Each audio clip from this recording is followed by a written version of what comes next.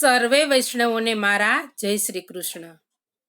આપ સર્વેનું મારી ચેનલ હસુ પટેલમાં સ્વાગત છે.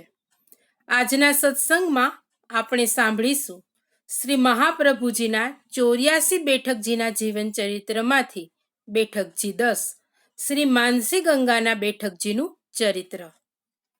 મારી ચેનલમાં જો કોઈ નવા હોય તો મારી ચેનલને સબસ્ક્રાઇબ કરજો અને આ વિડીયો લાઈક અને શેર કરજો, જેથી કરી અન્ય વૈષ્ણવોને પણ સત્સંગના શ્રવણ કરવાનો લાભ પ્રાપ્ત થાય.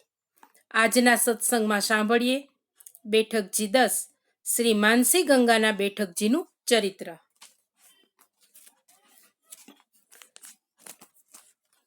શ્રી મહાપ્રભુજી કુસુમ સરોવર થઈ માર્ગમાં આવતા નારદકુંડ અને ગ્વાલકુંડમાં સ્નાન કરી શ્રી ગોવર્ધન ગામ પધાર્યા. શ્રી ગોવર્ધન ગામ શ્રી ગિરિરાજજીની તળેટીમાં આવેલું છે, તેથી તેનું નામ ગોવર્ધન પડ્યું છે. કુસુમ સરોવરથી શ્રી ગિરિરાજના દર્શનના પ્રારંભ થાય છે. અહીં માનસી ગંગા આવેલી છે. પ્રભુએ જ્યારે અનેક રાક્ષસોનો સંહાર કર્યો ત્યારે વત્સાસુર નામના એક રાક્ષસને પણ હાણ્યો હતો. આ રાક્ષસ વાછરડાનું સ્વરૂપ લઈને આવેલો. તેને હણવાથી ગ્વાલબાલોએ કહ્યું કે તમે ગૌ હત્યા કરી હોવાથી ખૂબ મોટું પાપ કર્યું છે. ગૌ હત્યાના પાપનું નિવારણ માત્ર ગંગા સ્નાનથી જ થઈ શકે.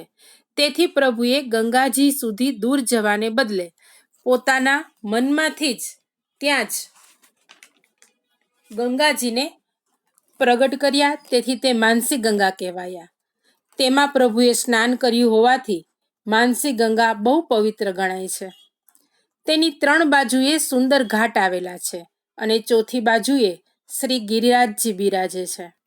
આ માનસી ગંગાના ચક્રતીર્થના ઘાટ ઉપર એક છોકરના વૃક્ષ નીચે શ્રી મહાપ્રભુજી બિરાજ્યા હતા. આપ શ્રીની અહીં બેઠક આવેલી હોવાથી આ ઘાટ વલ્લભ ઘાટના નામે પણ જાણીતો થયો છે.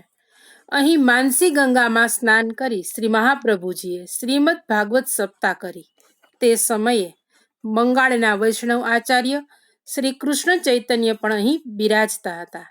તેમને શ્રી મહાપ્રભુજીના પધારવાના સમાચાર મળ્યા, તેથી તેમણે આવી અને શ્રી મહાપ્રભુજીને પ્રણામ કર્યા. પરસ્પર નમસ્કાર કરી ને શ્રી મહાપ્રભુજીએ તેમને પૂછ્યું, અહીં કેટલા મહિનાથી છો?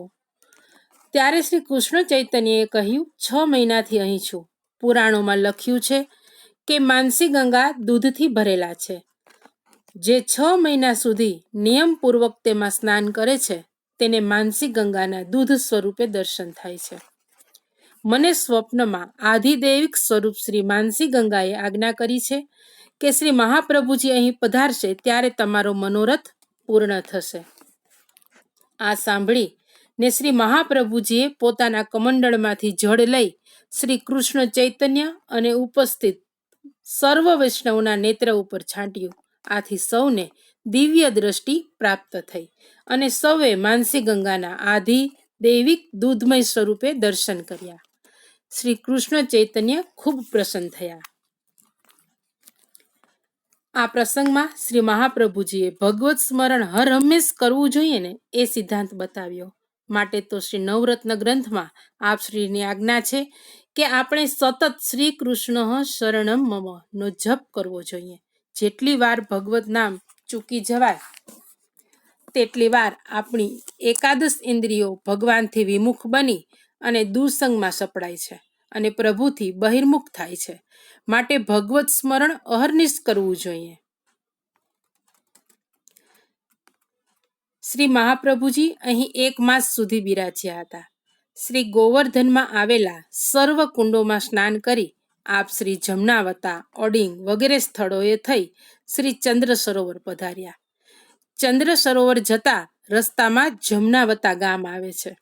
સારસ્વત કલ્પમાં શ્રી યમુનાજીની એક ધારા અહીં થઈને વહેતી હોવાથી તેનું નામ જમનાવતા પડ્યું છે.